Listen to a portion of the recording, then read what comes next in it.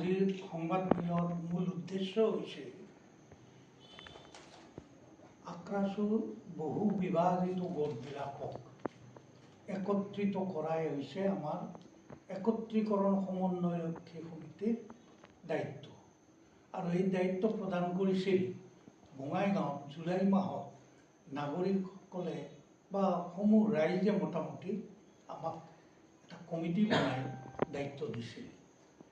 আৰু তেতিয়াৰ পৰা আমি আজি প্ৰায় 7খন মিটিং কৰিলোঁ।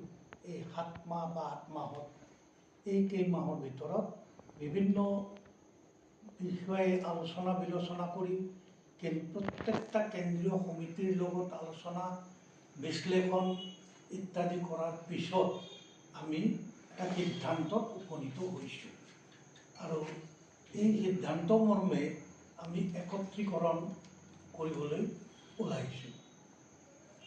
সেইকাৰণে আজিৰ মিটিংখনতে ফাইনেল বা চূড়ান্ত সিদ্ধান্ত লোৱা হ'ল যে আক্ৰাছুৰ যিকেইটা গোট আছে এই সকলোবোৰ গোটকে একত্ৰিত কৰি এটা ঐক্যবদ্ধ বা একত্ৰিত আক্ৰাছু গঠন কৰিবলৈ আমি 30 মাৰ্চ প্ৰতিনিধি সভা আহ্বান কৰিছোঁ।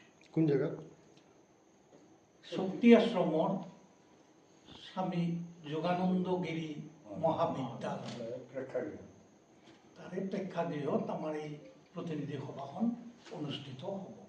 আক্ৰাছু এই সংবাদমেলৰ যোগেদি আহ্বান জনাইছোঁ যে সকলোবোৰ গোটেই নিজৰ বিভেদ মনোমালিন্য পৰিহাৰ কৰি সকলোৱে শুদ্ধ জাতিৰ কাৰণে কৰিবৰ কাৰণে আগবাঢ়ি আহি একত্ৰিত হওক, এই আহ্বান আমি একত্ৰীকৰণ সমিতিৰ তৰফৰ পৰা জনাইছোঁ।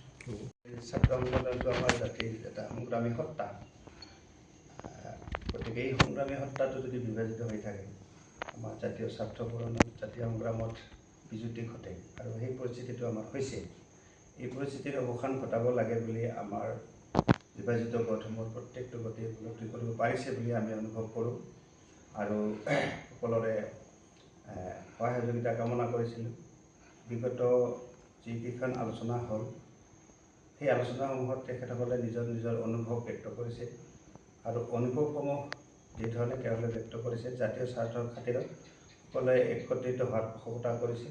যিখিনি নিজৰ মাজত তেখেতসকলৰ মনোমালিন্য আছিল বা মতানৈক্য আছিল সেইখিনি ইমান দিনে দূৰ হ'ল বুলি আমাৰ অনুভৱ হৈছে। আৰু যদি কিবা থাকেও সেইখিনিও আমি আমাৰ সমিতিৰ মজিয়াত উত্থাপন কৰিলে তাক আমি সমাধান কৰাৰ বা মতানৈক্য দূৰ কৰাত সফল হ'ম। আৰু 30 তাৰিখে অহা 30 মাৰ্চত যিখন প্ৰতিনিধি সভা হ'বলৈ গৈ আছে সেই সভাত আমি সকলোৱে ভাতৃত্ববোধেৰে একত্ৰিত হৈ এখন নতুন আমাৰ সমিতি কেন্দ্ৰীয় সমিতি গঠন কৰাত আমি সফল হ'ম। এইখিনি আশাৰে আজি আমি এই সভাখনৰ সিদ্ধান্ত গ্ৰহণ কৰিলোঁ আৰু সকলোকেইটা গোটৰে সহযোগিতা কামনা কৰিছোঁ।